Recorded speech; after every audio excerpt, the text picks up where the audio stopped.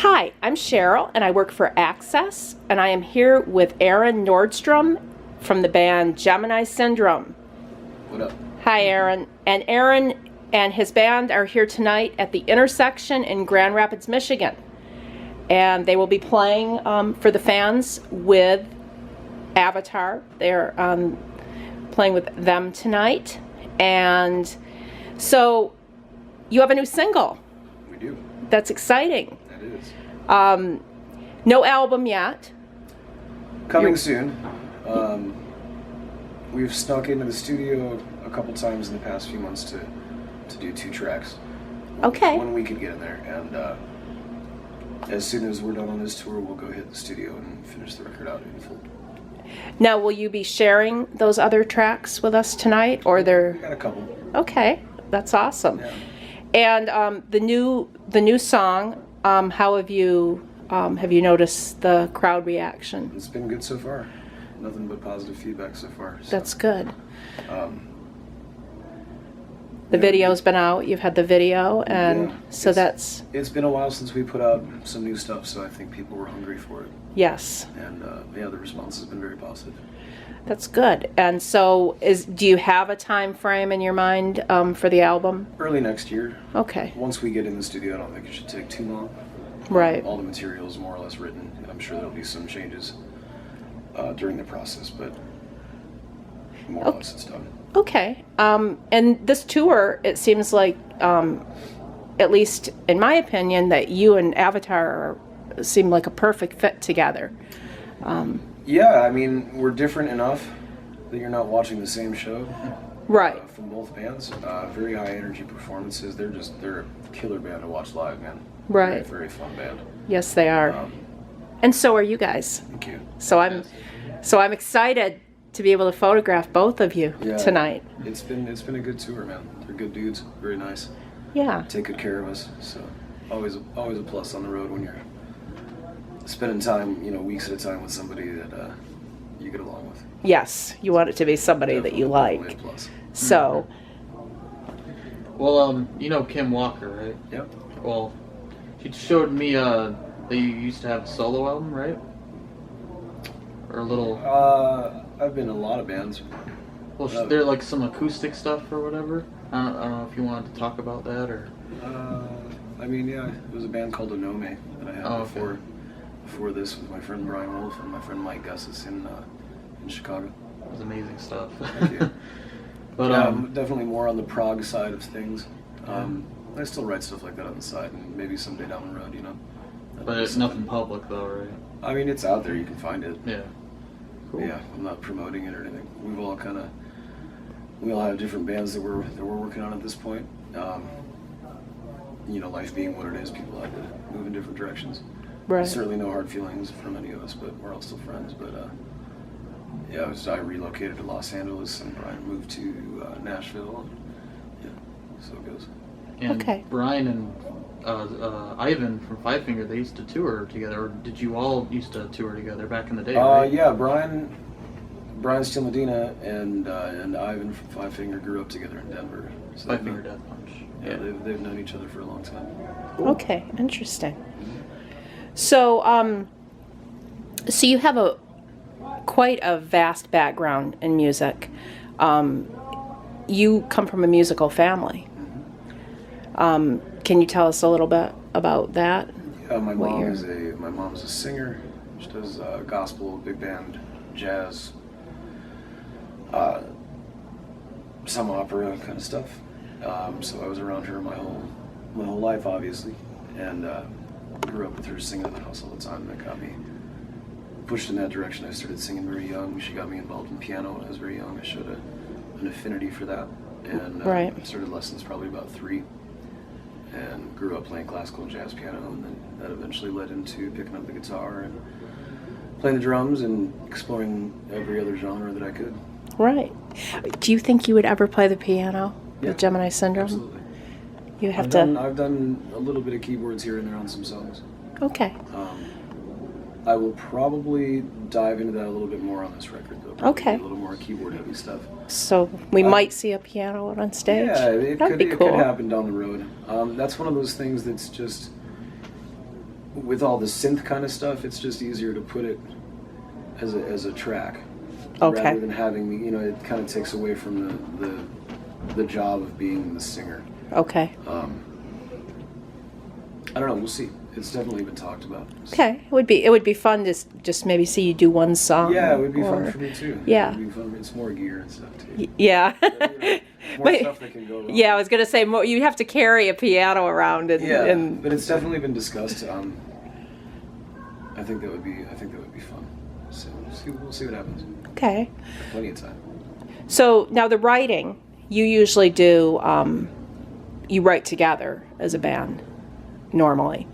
Yeah, in some form or another. You know, whether it be all of us sitting down and working from scratch together, or somebody coming to the table already with some ideas and then working on it from there. It's definitely a collaborative effort. Okay. So, if you were not a musician, what would you be doing? Who knows? Who knows? I went to school for psychology. I was definitely looking at doing that when I was younger, whether it be in therapy or something like that, Okay. or psychology research. I definitely enjoy martial arts. I was looking at making that a lifetime thing. I mean, it is a lifetime thing, Right. not a career. So, I mean, who knows? That's interesting about the martial arts. I'm doing traditional Chinese kung fu for a long time. Wow. So that is something about you that I did not know. That's really interesting. So, do you get a chance to do that very much on the side? A little bit on the road. You know, if there is any form of exercise, it's probably that for me. That's very good exercise. Yeah, definitely. Phenomenal. And, yeah, I train when I go home. My teacher, my seafood, lives in Ventura, California. Okay. It's about an hour north of LA. And another friend of mine has been my friend for years. Another seafood of kung fu lives in Los Angeles. I'm gonna start training with him soon. I don't know if you're familiar with the cartoon Avatar that was on Nickelodeon. Yeah. The Last Interesting. Airbender. Yeah, they're the two martial artists that did all the martial arts for that. Really? Wow. Oh, Interesting. okay. That is Pretty cool. interesting. So we know that you have a lot of all of you in the band have a lot of tattoos. Yeah. These do these have any particular? Well, all tattoos have a meaning. Yeah, everything's got a story. I mean, a couple of these are tarot cards. Okay. The eyes and pyramids are just kind of like, I guess, the eye of God or the eye of Providence. Okay. This was a memento for a friend of mine who passed away years ago, serving in Iraq. We'll actually put a close up on that. There we go. Yeah. In the other arm. These are tarot cards. This is the Hermit, Okay. High Priestess, band logo, and I have some on my legs and upper arms too. Now you get all yours in Cali, or I'm a collector. I get them all over. cool? Okay. I've gotten some in Chicago, some in Los Angeles, some Or in would you say Colorado. is like the best place to go, or for you anyway? Depends on where you are. Yeah. In Chicago, there's a guy named Stephen Knight. He does great work. Okay. In Colorado, Tattoo X does great work. In Los Angeles, Justin Lewis and Dermograph Inc. In Ohio, Holly Hoy and Holly Hellfire Tattoos. She's Nice. excellent. So yeah, we got friends all over the town. Cool. So, what's next for Gemini Syndrome? The record. The record, Record. and then more touring. Back to business as usual. We took the longest break we've had yet in this band's career to write the record, and after we just toured for 5.5 years straight, so it was time for a break. Yeah. Well, you guys are definitely a touring band. I mean, you were out, We were home for 6 months, which was a long time. and probably nice. Probably Yeah, a nice, it was nice. break too. And it's nice to be back out on the converse of that. It was nice to be home for that amount Right. of time, and it's nice to be back though. Well, I assume being a musician and touring all these years, you do probably have that feeling or that sense that you just want to get back out there. Yeah, And- it is like home in a sense, being somewhere else every day, kind of the gypsy life. Have you toured in Europe yet? No. You have not. No. I think you need to do that, right? I think that's what I'm planning next year. That would be pretty amazing to be able to go over there and check out. Do you think if you do that, that would be something that you would do with another band from here and go over for a tour, or would it be maybe something that you'd pick up another band? Hard to say at this point. Because I'm sure we wouldn't go alone. Right, But, right. Considering we haven't been there yet, but yeah, time will tell. The plan is definitely to hit Europe next year. So. The invasion of Gemini syndrome, right? Gotta spread the syndrome. That's right. Yes. So is there anything else that you would like to tell the fans that you have been up to or that you're doing? There's always a huge thank you. You know, even in this hiatus, people have still been very interactive with us and keeping in touch, and that's very, very cool and very, very encouraging. The record's coming. You know, we haven't gone anywhere. We Right. just took a well-needed respite. So good things are coming, man. We've got exciting news dropping in the next week or two. Oh, Stuff with the record. So. well, we will be waiting for that. So do you have, I'll just ask you one kind of fun question. Do you have a dream? Do you have a dream show? If you could play with anybody, dead or alive, who would you play with? Who would you want to go out with? There's a lot. There's a lot of people I'd love to play with. Probably more than you can say, but Yeah, in reality, I mean, living, I'd love to play with the Deftones. I'd love to play with Tool. You know, I've gotten to play with a lot of the people that I really look up to. I've gotten to play with, you know, David Draymond. I've gotten to play with Five Finger Death Punch. I've gotten to play with Korn. You know, I've gotten Seven to Dust. gotten to play with Seven Yeah. Dust. Yeah. I'd say I've that's played with good. a ton of bands that I really admire. Deftones is definitely on that list. That'd be a dream, right, for you? Yeah. As far as Dead, I'd love to play with Pantera and Type O Negative, but obviously that will never happen. But yeah. Type O Negative, definitely. They played here a few years back at the Orbit Room. Yeah. I remember when they were here. So Yeah, it's one of my favorite bands coming up. yeah. Do you have who would you say if you? I don't even know if you can do this, but if you could just tell me a few of your favorite bands when you were growing up. I mean, everything I just listed. Yeah, Pantera, Type O Negative, Opeth, Deftones, Tool, Incubus. I love Incubus.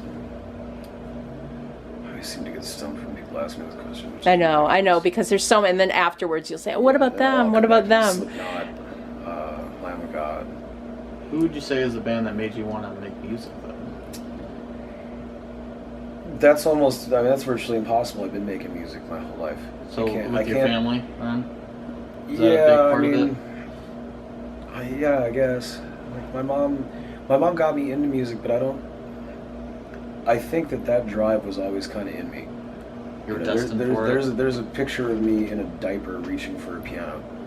Like the thing was Yeah. taller than me, and it's like I don't even know how old I was. 3 is young though to Yeah, start. I mean, you was were very young. So I think it was just kind of inherent in what I am to play music. I was just drawn towards it. So, I mean, when I got, you know, I remember writing piano pieces. I'm sure they weren't good, but when I was very young, you know, and when I hit my early teens or junior high or somewhere around there is when I got into rock music and got exposed to like Soundgarden and Alice in Chains and Nirvana and that kind of Right. stuff, Temple Pilots and that kind of stuff.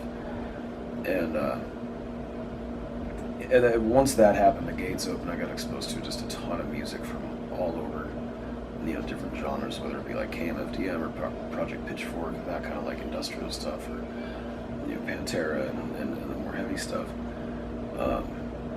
And you were also in OTEP I for did play in OTEP for people 4 years. that don't know that or. Yeah, I was the guitar player for her for a while. And I was a fan of that band too, coming up. American Head Charge when I was younger. So it sounds like a lot of different influences Yeah. were out there And I for guess you. at that early age, like being around, you know, 12, 13, 14, writing songs was good therapy for me. So, and then it just Right. kind of became something I kept doing. Right. So, and we certainly love the music that you're writing and doing for Gemini Syndrome. Of course, you have the album Lux, and that's done very well, and you'll be playing lots of music off that, I'm sure, tonight as well. So we have Aaron Nordstrom here from Gemini Syndrome. He is the lead singer, and we appreciate you sitting down with us and talking with us. And we'll be, everyone should go to iTunes or your website and look for Amazon, GeminiSyndrome.com, $12, and then purchase the new single. Eternity's out. Yeah, you can get that. And of course, friend you on Facebook and friend you, like all your pages. Yeah. You're everywhere. We can find you. And we will be looking for that new music in a few months then. Thank you so much. You're very welcome.